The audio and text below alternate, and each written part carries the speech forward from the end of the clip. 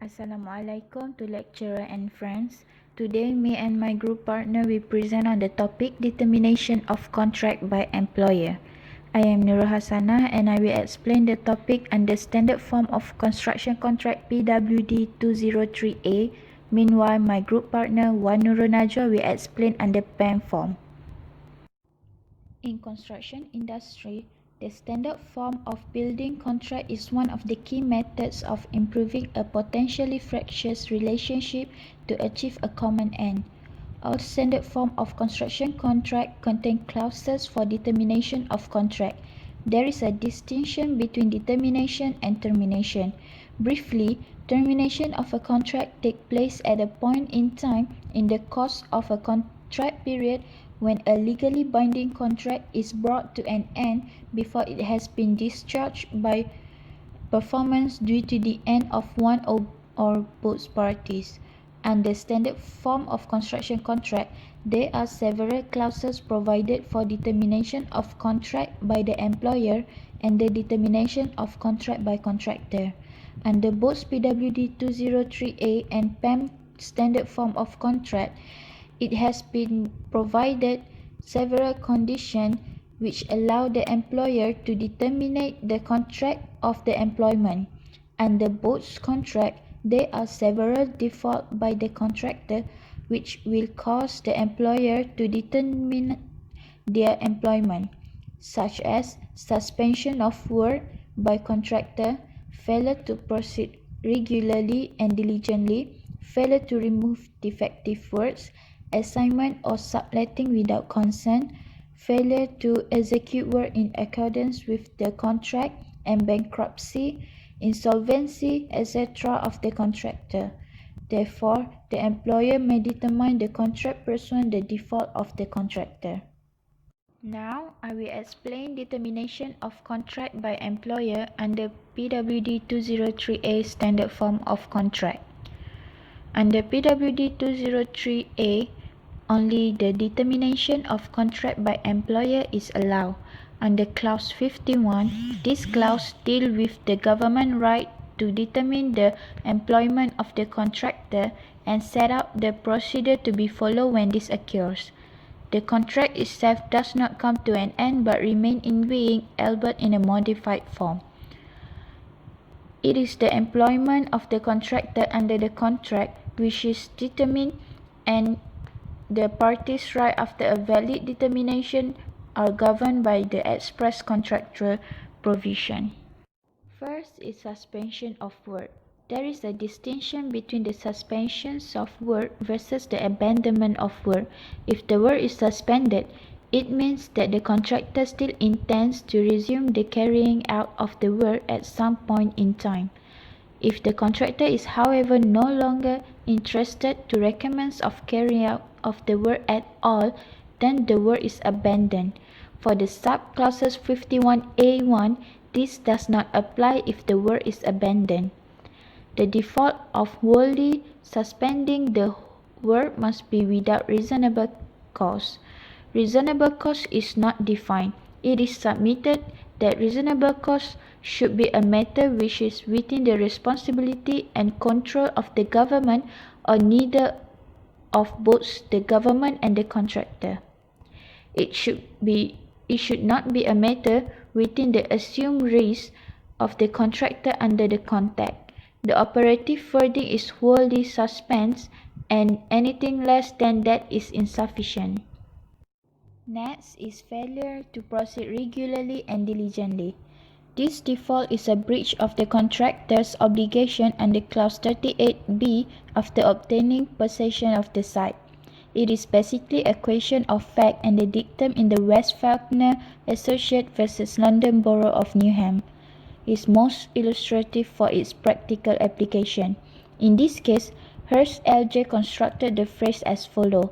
Taken together, the obligation upon the contractor is essentially to proceed continuously, industriously, and efficiently with appropriate physical resources so as to progress the work steadily towards completion substantial in accordance with the contractual requirement as to time, sequence, and quality of work. It must be noted that failure to proceed regularly and diligently with the work is one of the grounds in Clause 51 which may lead to determination of contractor's employment by the government. Therefore, this subclause 51A2 may be relied upon if the contractor has abandoned the carrying out of the work.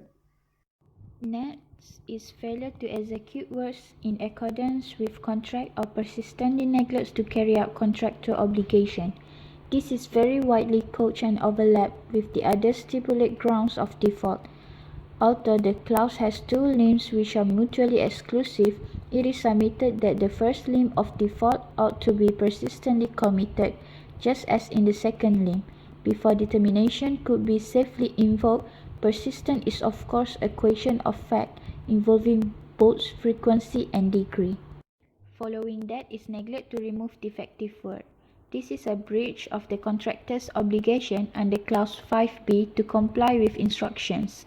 Unlike the equivalent provision found in the PEM form of contract, which expressly stipulates that the neglect must have materially affected the work, it is submitted that the neglect under this clause must have substantially affected the works before determination could be safely invoked. Otherwise, it may be more prudent to the government to exercise its remedy under Clause 5b to get a third party to carry out the instruction and recover the cost from the contractor accordingly. Next is subletting without consent and failure to incorporate automatic determination provision in subcontract.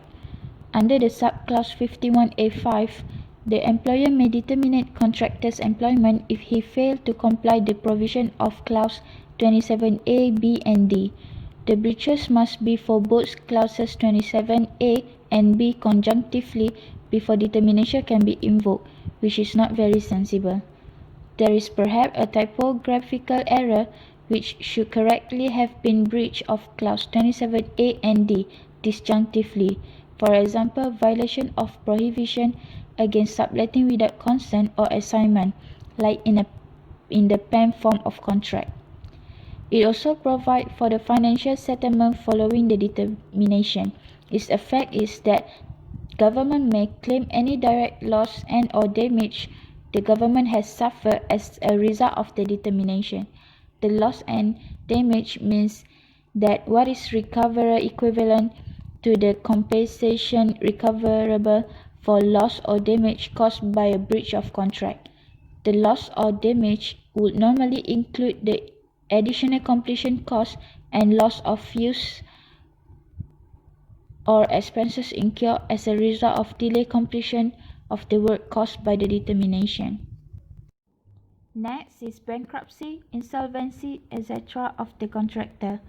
This is an additional ground of determination afforded to the government without even having to serve a prior notice of default to the contractor. In this respect, the government merely has to serve the notice of determination by registered post on the contractor upon the occurrence of one of the specified acts. All the acts of default specified here focus on the financial precariousness of the contractor. The contractor is thus in effect deemed to be financially precarious and presumably unable to carry on and complete its obligation under the contract upon the occurrence of any of the specified acts. Though it may in fact not necessarily be so, such as if the contractor is merely making a scheme of arrangement or composition with its creditors. Lastly is effect of determination of contractor's employment. Besides those defaults enlisted under the clause 51A and B, clause 51C also provides the effects of determination of contractor's employment. By clause 51C, paragraph 1, the contractor is to surrender and hand over the site to the government and remove his personnel and workmen. The contractor must, however, leave all temporary building, plant, tools, equipment, goods, and unfixed materials belonging to him, except as and when specifically directed otherwise by superintending officer in writing. This provision can only extend to goods and unfixed material which belong to the contractor and cannot confer rights in respect of items which belong to third parties. Similarly, this provision does not apply to plant and equipment which are leased or rented by the contractor for use in the works. Determination of contract by employer under PAM 2018 Standard Form of Contract. Clause 25 in PAM 2018 Form of Contract is a forfeiture clause which provides an express contractual right to the employer to determine the contractor's employment on the happening of specified defaults, automatic determination upon bankruptcy, liquidation and other events symptomatic of insolvency and the effect of determination. Clause 25 seeks to improve on the common law right and liabilities of the parties after the exercise of the power of determination until the final settlement. Clause 25 goes on to specify the relative right and obligation of the parties in the event of determination of employment. The effect of determination is to relieve the contractor of his obligation to perform further work under the contract or to remove his right to do so, depending upon who is exercising the right of determination. Suspension of work. Clause 25.1b. The default consists of the contractor wholly suspending the carrying out of the works before completion without reasonable cause. The operative verb is wholly, which means completely. The phrase is wholly suspends, and so anything less than that, including a partial suspension of the work, is insufficient. The contractor may not maintain that he has no suspended work by the mere presence of equipment if no activity is being carried out. While it may constitute failure to proceed regularly and diligently under Clause 25.1c, anything less than total cessation of work may not be sufficient. It is not clear from the authorities if the employer can argue the rule and rely on this ground if there is only an insignificant amount of work being carried out on site, as compared to the work still to be completed. There must not only be suspension of the works but a suspension without reasonable cause. Under the PAM form of contract, this was the condition which many an employer had difficulty in establishing. In practice, there will always be some cause for the contractor wholly suspending their works, and the question of whether the cause is reasonable is a difficult one to determine. Clause 25.1b provides a definition of reasonable cause. Hence, the employer cannot, under the PAM 2018 form, determine the contract if the contractor wholly suspends the carrying out of the work in compliance with an instruction from the architect or in compliance with the direction or an order from a statutory or governmental body as this fell within the definition reasonable cause. Failure to proceed regularly and diligently. This default is a breach of the express obligation of the contractor under Clause 25.1c to proceed regularly and diligently with the works after being given possession of the site. As expressly provided in Clause 3.5, a simple failure by the contractor to comply with his own work program, which is not a contract document, is not itself a breach of contract, but removing labor and plant from the site might well be construed as evidence of the lack of intention to proceed regularly and diligently. The case of Greater London Council versus Cleveland Bridge and Engineering Co. Ltd., in which the relevant contract term between the parties provided for the contractors to be discharged if they fail to exercise due diligence or expedition in the performance of the contract. Stoughton J. held that while neglect might entitle the employer to discharge the contractor under the term, it will not by itself be a breach of contract on the part of the contractor if, in the eventuality, the overall deadline had been complied with. Since it was for the contractor to plan and perform his works as desired within the contract period, it could not be said that the contractors had failed to exercise due diligence and expedition. Therefore, unless the contractual date for completion has passed or it is patently obvious that it will not be met, employers need to exercise caution in relying on the contractor's failure to proceed regularly and diligently with their work as a ground on which to determine employment. Failure to remove defective work under clause 25.1d is a breach of the contractor's obligation under clause 2.1 to comply with the architect's instruction.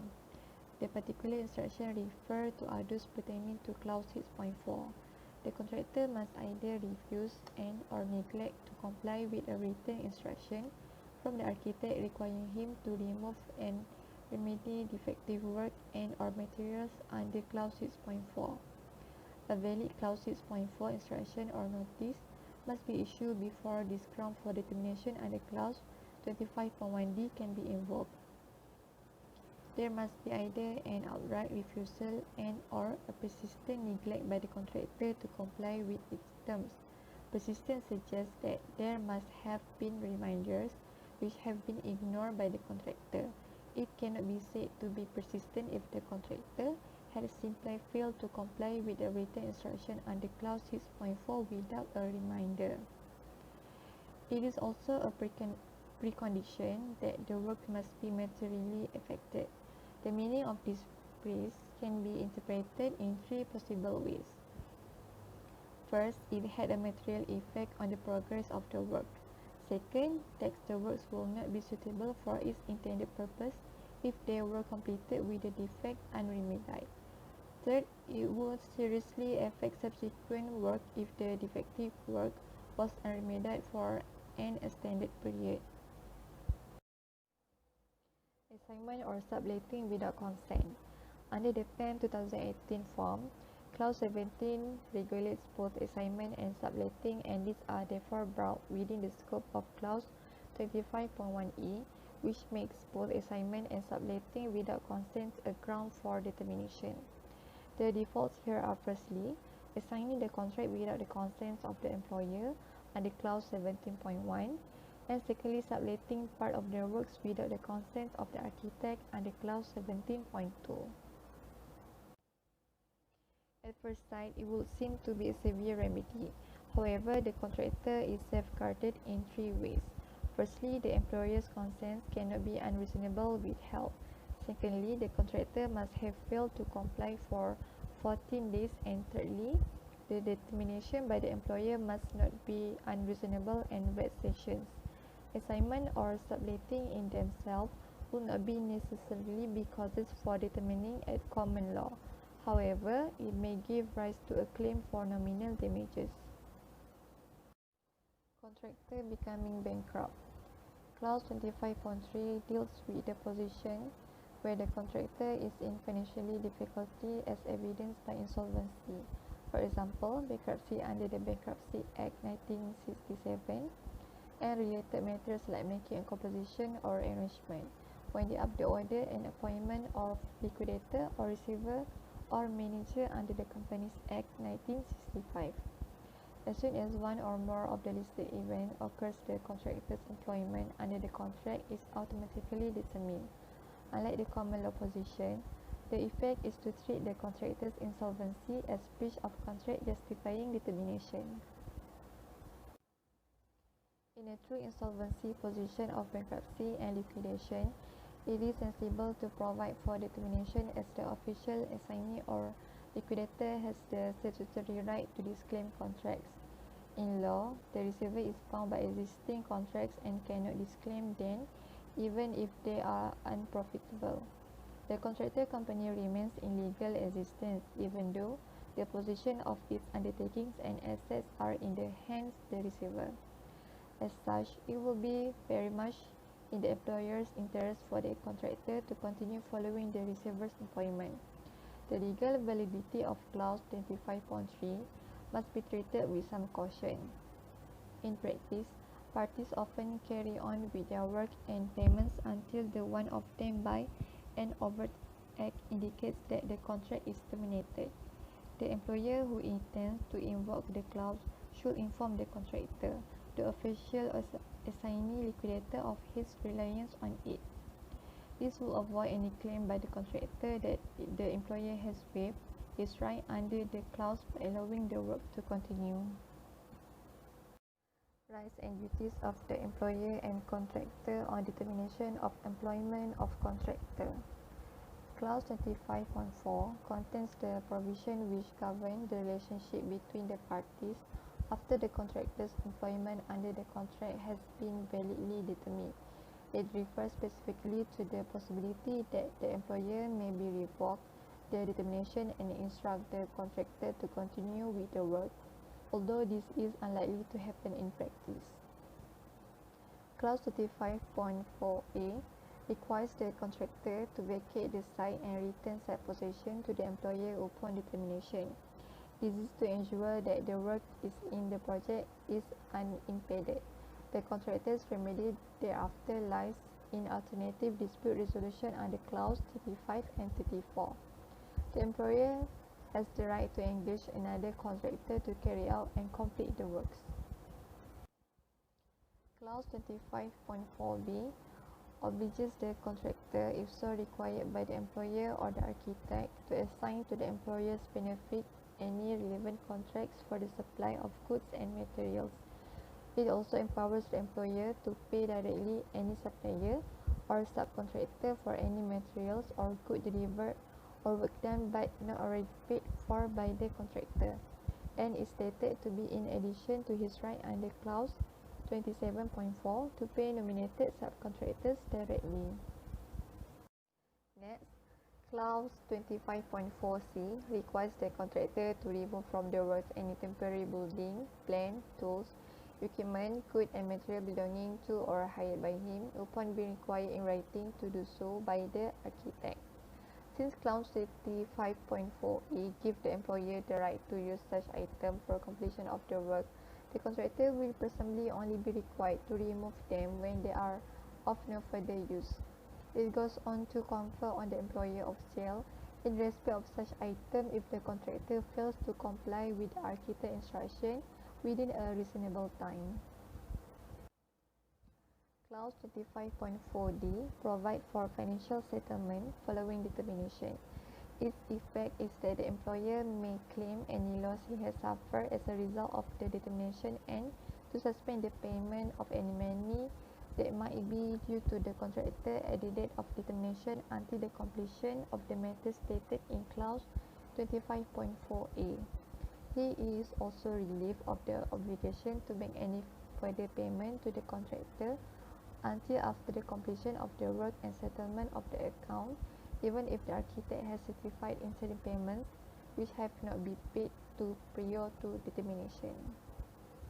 That's all from us. Thank you.